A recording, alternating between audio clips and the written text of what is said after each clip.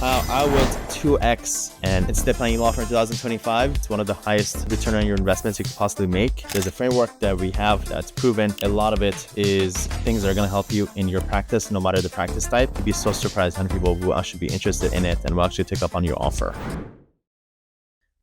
Neil, today we have a pretty good topic for estate planning lawyers.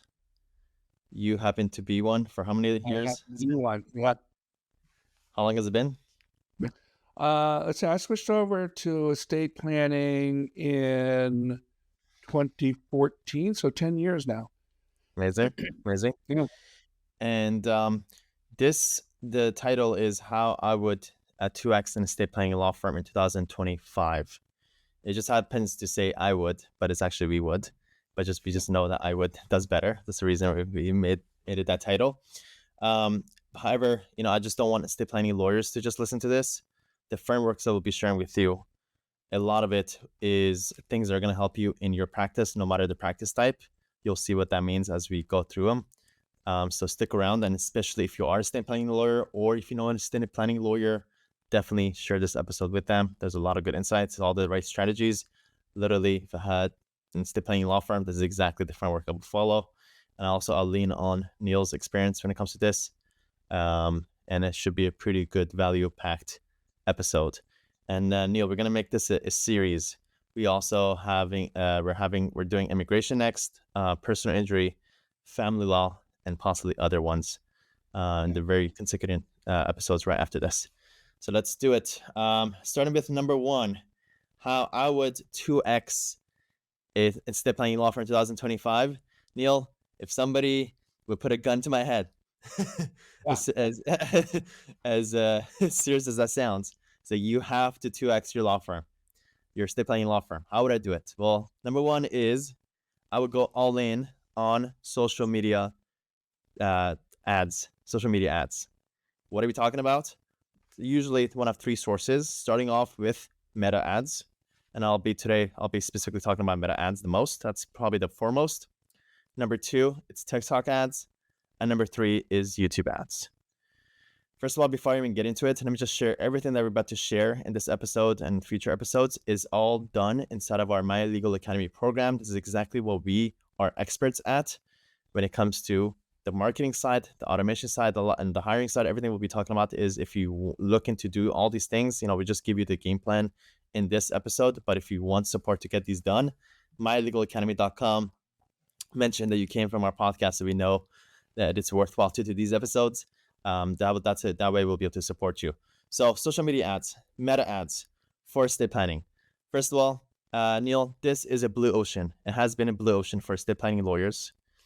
A lot of estate planning lawyers, the dominant place where most estate planning lawyers invest their marketing budget and their efforts is on Google. But that also means they're ignoring one of the bigger platforms, which is Meta, which is basically Facebook and Instagram. There is an assortment of estate planning lawyers that have done it, that are currently doing it. Neil, I happen to have a list of 20 estate planning lawyers. Most of them, 80% of them are active, and I check on these every couple of months to see who's still doing it. Have they scaled it up? Are they consistently putting up ads? Well, if I see that there's at least a dozen estate planning law firms, they're smart ones, that are doing it over a long duration of time, a couple of months, a couple of years, then I know it's working. And then over time, we pick up on the patterns of what's working, what's not. We pass over those frameworks and those formulas about what type of creatives and ads work best, what type of funnels work best to be able to qualify your leads and capture those prospects to get clients signed up. So it's a call to action. If you're looking to double your law firm, number one, you need to be running ads on Meta, on Facebook and Instagram to generate estate planning clients. There is a learning curve to doing this. It requires for you to know what type of creatives to put up, how to attract your clients. But there's a framework that we have that's proven. We run those, we qualify our leads, bring the leads into our CRM. We have our intakers who calls up these leads and qualifies them and signs them up. It's a winning framework. it's something that is kind of given and works. Neil, any insights about the first point? Yeah, I would say one of the things that I've seen with folks in the estate planning space who are doing social media ads, a lot of them are using uh, canned or public domain images. I would be a little careful of that. I've seen multiple law firms offer up the same image of the same loving family, and I'm guilty of it as well. And so we're getting ready to redo our website and update all those graphic images because they become ubiquitous amongst estate planning attorneys, and so you want to set yourself apart. And if I had a recommendation, and I'm interested, Sam, in how you feel about this. If you're going to include pictures, graphics in your social media ads, make it of you and your family. Okay. The highest reference I get when I ask people what attracted you to our law firm, aside from Google reviews, which we'll talk about in a minute, it's always that picture of your wife with the dog. Okay, it's not some canned picture, of a posed family that's offered through all these photo listing services. It was just a candid photo taken of my wife with the dog looking at her, and it's a spectacular photo.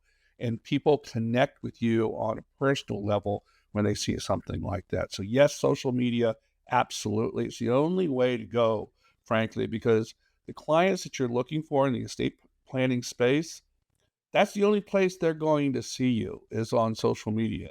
They're not going to they're going to, direct mail campaigns. They're not going to do it. Print advertising, they're not going to do it. All the other opportunities for you to market your firm, they don't reach the same people and the number of people. So you're right, Sam. Social media ads, the only way to go. Double down, and when you feel like you're spending too much, spend some more. I'll give some hints about what type of ads on creatives are working right now. Number one is, as Neil, as you mentioned, there is a trend towards authentic and realness. So no more stock photos. Stock photos do not work. Yeah. If you just pull out a Google image about estate planning, forget about it. You're just burning money. A lot of times people fall for that, and then they just blame Facebook. Facebook ads doesn't work. What is this guy talking about? So that doesn't work. Number two, image ads don't nearly work as well as video ads. So usually video format. There's very particular formats of video that works best. And then there's usually certain hooks, certain lengths, certain styles, certain language, all that stuff. There's a whole method to the madness that we share with our members about what works. And we have those, again, we have those SWOT files, we have the winning ads. We also see things that work in other practice types that we bring into estate planning. And we kind of package it up and say, this is what works. Go ahead and let's launch these. But those are the kinds of things you want to avoid. Again, stock and just general images are not going to cut it in 2025 and beyond. Let's go to point number two. We want to keep this going. By the way, we are live on Facebook, LinkedIn, and YouTube. If you are here and you're watching us, please just give us a like and just say hi in the comments so we know you're there. And obviously, we have our Law Entrepreneur podcast. If you're listening on there, it's amazing to have you. Our audience is growing. It's amazing. Feels amazing. And we appreciate you. Neil, go ahead with point number two. What is the second thing we would do to double a estate planning law firm in 2025? And so this is something of a new thing in the estate planning space, and that's creating an estate planning membership program. And there's a number of different advantages to this. Coming from the client's perspective, it gives them a peace of mind and comfort in knowing that the estate planner is just not a one-off experience with them, that they don't just get their estate planning documents and have a big celebration. Hey, we signed those, thanks a lot, and then they disappear. If they have a subscription service where they know they're going to be part of your contact scenario, your contact schedule on an annual basis and sometimes more frequently than that.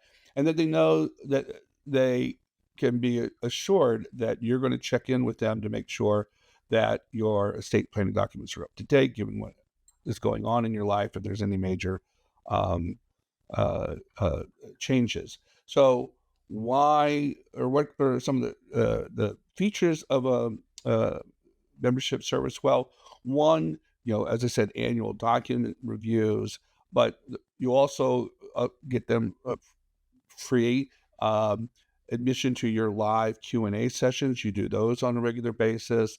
That helps them to recognize, oh, well, I hadn't thought about that. Maybe I want to make a change to my estate plan based on what was talked about in the Q&A session. We just did one today, frankly, having to do with changes in the law with respect to irrevocable trusts and how properties are handled in irrevocable trusts. You will also see membership options that allow for priority access. And so, like, for instance, right now, I was telling Sam, December is to estate planning attorneys as April is to tax attorneys. And so everybody wants to get this stuff done by the end of the year. Well, if you're part of the membership program, then you get bumped up in the queue. And so there's a better chance that you're going to be seen and your needs addressed before the end of the year. So these are very popular with, I would say, clients that are in middle class or upper middle class. Certainly for high net worth clients, if you're doing high net worth clients, they want to know that they have their estate planning attorney essentially on retainer. But it has value even for, like I said, clients of modest means, middle class, upper middle class. And the way to approach this is to make it a personal invitation. Okay, you don't want the client to think that everybody gets this opportunity. You want them to feel special. So I've seen folks. Now, I don't do it, the membership program right now, for a number of different reasons having to do with me personally and the fact that I'm getting ready to celebrate a very big birthday here shortly. So I don't know how long I'm going to be able to offer that service, but I know people who do. And one of the things that attracts it to their client base is that they know that you're always going to be there for them. So that's a change in the paradigm for estate planners that I think is going to be more the norm than the exception. And if I wanted to grow my firm 2x next year, I would certainly commit to doing that. One other thing, it creates a steady revenue stream, right? So it's something you can count on. You can look at how many people are in your membership program, what type of membership fee they're paying, and it's a constant revenue stream. So right there, it has value. Totally. Neil, it's very hard to be in a business that's like has a one-offs as your main service because you consistently have to produce sales, and it's a rat race of a business to be in that kind of business. And I know a lot of businesses are like that, and it's okay.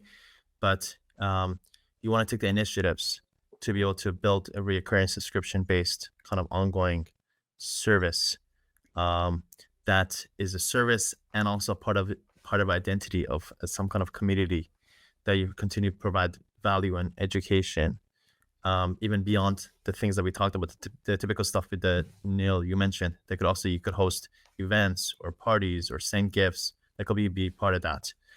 And I know a lot of people think like, well, maybe my clients can't afford it, all that stuff. Well, you're not looking for 100% conversion rate. Even if you get 20 to 30% of your clients to roll into ongoing basis, that could be a game changer for you. And there's a lot more to what this could include. I'll just try to give some ideas. Unlimited minor updates for me, Neil. My accounts and stuff is changing all the time. If I can, at least on a quarterly basis, update my my portfolio and my trust. That's very crucial for me. Having access to a dedicated estate planning advisor, having access to a tax planner, exclusive member events, discounted rates on additional services, access to different vendors, the different things, tax optimization updates, you know, also including potentially bringing on guests that could also talk about crypto and, you know, other types of assets, the real estate seminars, all that stuff. You know, if you put your mind to it and you put together like a comprehensive package and you think about, you know, what would I want as one of my own clients, and that could provide that value, you'd be so surprised how many people will actually be interested in it and will actually take up on your offer. Let's go to point number 3 is, if you haven't already, 2025 might be the year for you to bring on either bring in your first or more virtual assistants in your practice. Neil, as I talk to my members and I ask, what's going on? Give me some updates. Give me some good updates. One of the first things that I always hear is, you know, Sam, you introduced me to virtual assistants. I'm so grateful that I now have 3 or 4 virtual assistants. And usually the quantity of the virtual assistants is something that I think a lot of law firm owners are very proud of, which is commendable.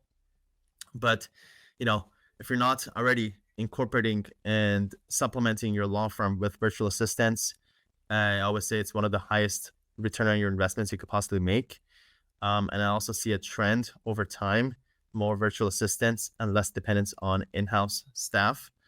But that's the way to go, especially when it comes to this very administrative work, such as setting up your clients, collecting documents, collecting information, doing a lot of the filings, doing case reviews, case updates, collecting Google reviews, doing affirmative marketing stuff. A lot of the stuff could be done by VAs instead of you having to depend on your in-house team, one person who just does 4 or 5 different things. Their attention and their focus isn't really there because they're doing so many different things. The way to go is to break it down, that rule, into 4 or 5 different VAs who are dedicated to that one specific role, and they do it better than anybody else.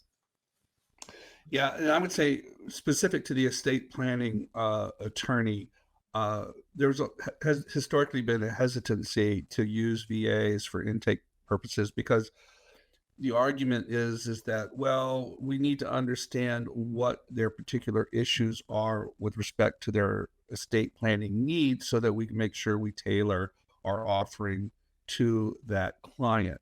And I would say that you can accomplish that really quite easily if you have a series of videos, short videos that you send to prospective clients. Once they come in, you put them in an email campaign, you start sending them these short videos, the kind of thing that you would typically go over in an initial consultation, explaining what the process is and what the features that you offer and how you work. And all that can be done on video. If you're doing if you're telling the same story to multiple consultations per week, it's a prime example of how you can set it up for video. And then when the virtual assistant is ready and they contact the potential client and they do so on a Zoom call, I'm very happy now using the AI component to Zoom to record that consultation and create a summary that's then sent to the potential client. Also comes to me as the attorney, so I can ensure that the quality of this intake process remains as high as I need it to be. Okay. And that's what convinced me, that whole kind of system of using video and a VA to do my intake, that's really made a tremendous difference this last half this year. And it's really because of you, Sam. You Amazing. over there, but So your VAs increase the touch points while you also incorporate your own personal touch. yeah, that was the key. Yeah. Which is both, you get hit both the quantity and the quality at the same time. Amazing. The KLT that we always talk about, if you're not signing up clients, it's usually a KLT issue. That means your prospects don't know you, or they don't like you enough, or they don't trust you enough until you do the things that Neil's mentioning, increase those touch points, incorporate your own story, your own face, your own video, and your own voice into your messaging. You bring that know, like, and trust into your funnel, and that's where your conversion rates gets boosted, and that's where you start doing well with your prospects. Number 4, All about Google reviews, right, Neil? All about It's Google reviews. all about it. And one of the lowest hanging fruit, you could fire your SEO company and just go get more Google reviews. That'll be higher ROI than your SEO company. So go take a look. How many Google reviews do you have? That is the question. If you're listening to the podcast, go ahead, pull it up, go Google your own law firm name and see how many Google reviews you have. If you don't know, you should know it like back of your hands on a weekly basis. We're at 74, we're at 26, we're at 268. You should know the specific number. And you should level up and create your goal for 2025. And Neil, when one of our module 5 inside of Law Firm Mastery program, which is all about collecting a lot of Google reviews. The very first thing after I explain the whys of why Google reviews, one of the first things we do is to create a goal, because I know if we want to get somewhere, if we just write down a goal, then it probably makes it like 3 or 4 times more likely for it to come true. So let's figure out where you currently are, and let's create a goal for how many Google reviews you would be at by December 31st, 2025. So if you're, the way that I think about it is, if you're double digit, then you want to make a triple digit goal. If you're a triple digit, let's just say you're between 100 to 250, let's make 250 the goal. If you're between 250 to 500, see if you can double that. And always look to level up, whatever level that is, that makes sense for you at the scale that makes sense for you. And you don't want to just come up with a random number, just say 150. If you can actually try to do some math, well, I usually get about 10 clients per month. If I can push it up to 15 reviews per month, then that comes out to, for the next 12 months, this number. Well, I'm at this number, so that should be at that number by the end of the year. Create that goal, write it on paper, put up on your wall, share with your team, incentivize your team, and go after it. And if you do that, that does a lot to help you get more local clients, people that are looking for a step planning law firm. They Google you, and if they see your law firm has a high review count and has good reviews, usually 4.7 and up. If for 4.6 or not, you probably usually need to boost it up to be about 4.7 or up. If you fall within there, you're very likely to get a call from them, and very likely to get them signed up as a client. Easy peasy. You just have to go to get it. Neil, what are your thoughts? Yeah, I think as estate planners, we have to get over the hesitancy to ask for reviews. Excuse me. I know that was my my concern when I first started. I thought it was kind of cheesy to ask for reviews, and base that in part on so many other businesses that we come in contact with.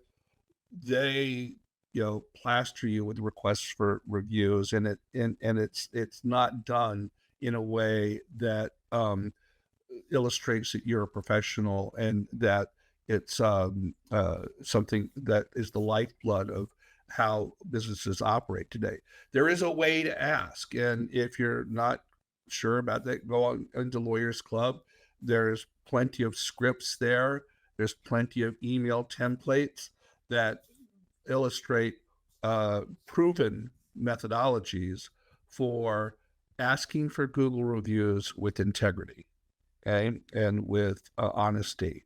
And for me, I send the email out to my clients, and I tell them, look, this is the way of the world. People operate based on the opinions of others like them, and what their experiences were.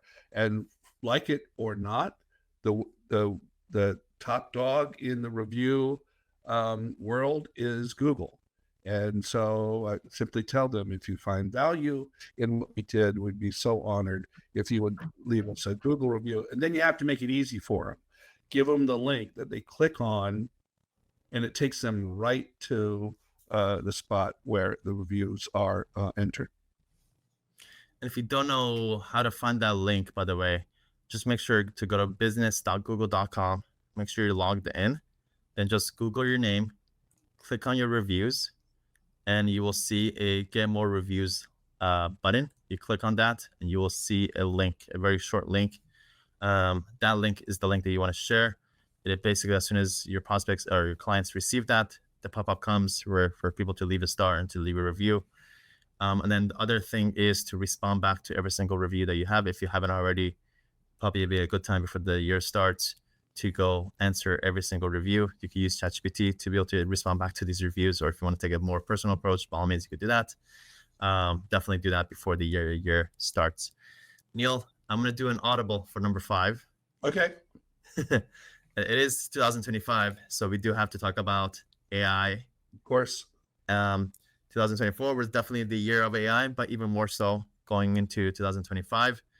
Well, what will be the best way for estate planning lawyers to incorporate AI into their practice? Well, let's start using AI to draft your legal documents. Neil, you're the expert. You'll be, walking me through this. But let me give you the framework or how this works, the back end, how this works.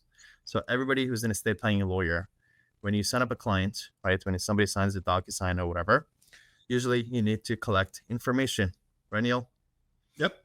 That's the first step. So usually for that, I hope that we're not using the paper and pen kind of method, because it's very slow, and also it requires a lot of work from your team and a lot of back and forth. Ideally, the best thing to do is to create an online form that captures those answers that you need answered in one shot.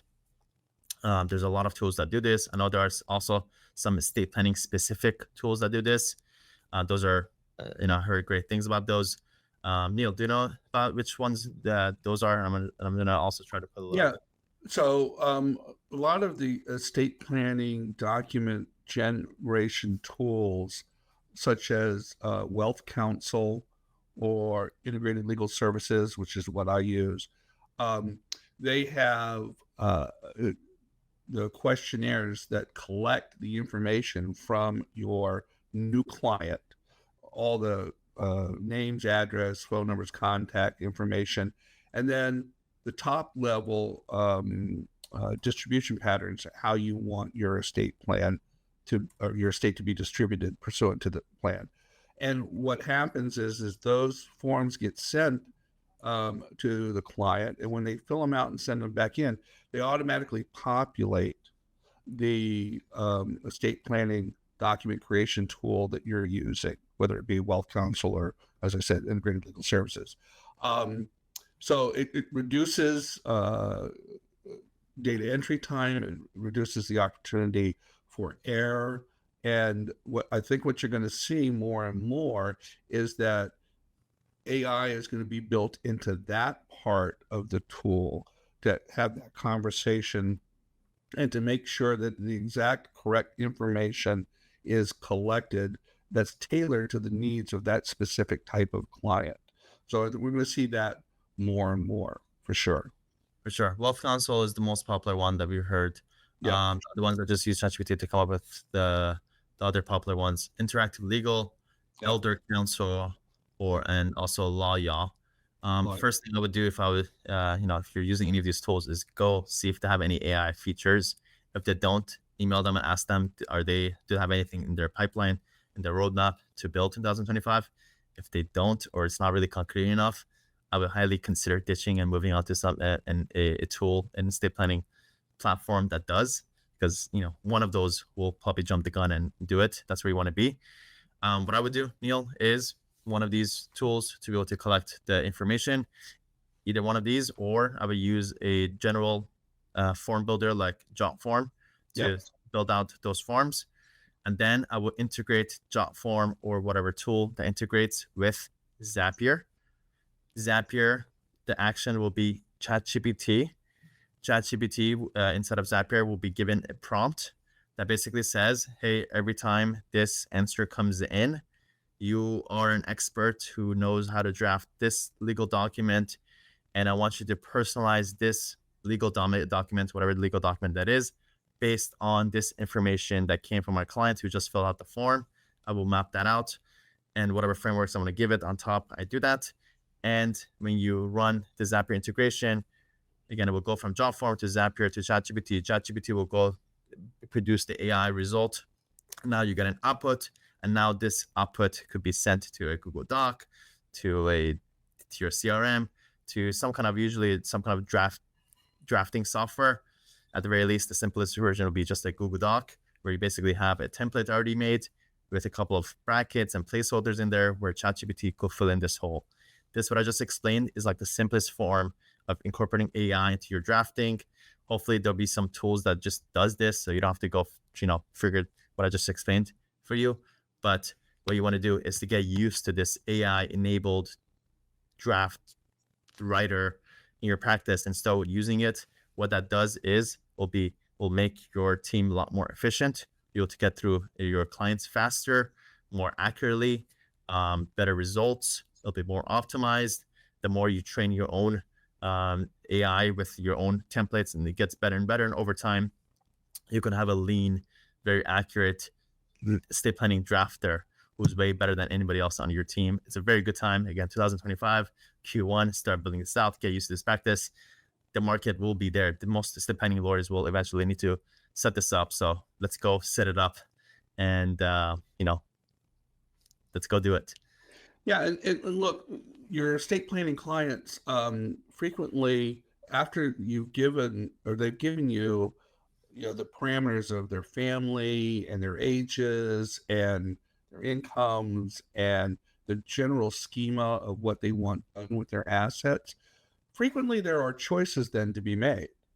And so you can, and I have created, an expert within Chat GPT that when I then take that data and I feed it in and I ask it, what are some of the options with respect to drafting a will that need to be considered, but given this scenario, this set of facts? And it will return a top level summary of, you might want to consider doing it this way. You might want to consider doing it that way. And then you have a documented set of options that you can present to the client. And once you get concurrence with that, that then makes your drafting much cleaner and much more efficient, to the point that I'm going to suggest to you that next year, Sam, we're going to be talking about using VAs to do the initial drafting, because the content and the information that we're going to get from the clients is going to be so clean and so specific that we can trust a VA to use your document drafting tool to generate the first cut. And so it may be that really the attorney, the first time they actually get to do some real interactive legal work, is reviewing the draft. That's the way to go.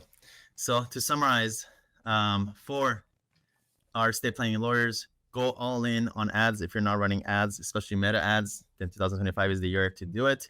Number 2, launch a recurring subscription-based estate planning membership program. Number 3, bring on more VAs. The more VAs is the better. Number 4, make your Google reviews goal, get to the next level. And number 5, incorporate AI into drafting your estate planning documents and start learning how that works. And again, everything that we just shared in this episode, if you're looking for support, and you should be, to get these implemented in your practice, this is exactly what My Legal Academy does. We help you launch ads. We help you set up automations for you. We help you hire VAs. We help you get more Google reviews, all the stuff, everything we talk about. This is exactly what My Legal Academy does. So definitely go book a call and just mention that you came from our podcast so we can continue doing these podcasts. Neil, we're going to be quickly recording the next episode as well, which is going to be how I would 2X an immigration law firm in 2025. If you know an estate planning lawyer, please share this episode with them. And if you're an immigration lawyer or personal injury lawyer, family lawyer, just be on the lookout for the next episodes about the same kind of frameworks about how we would 2X these types of law firms. We appreciate you. We'll see you in the next episode.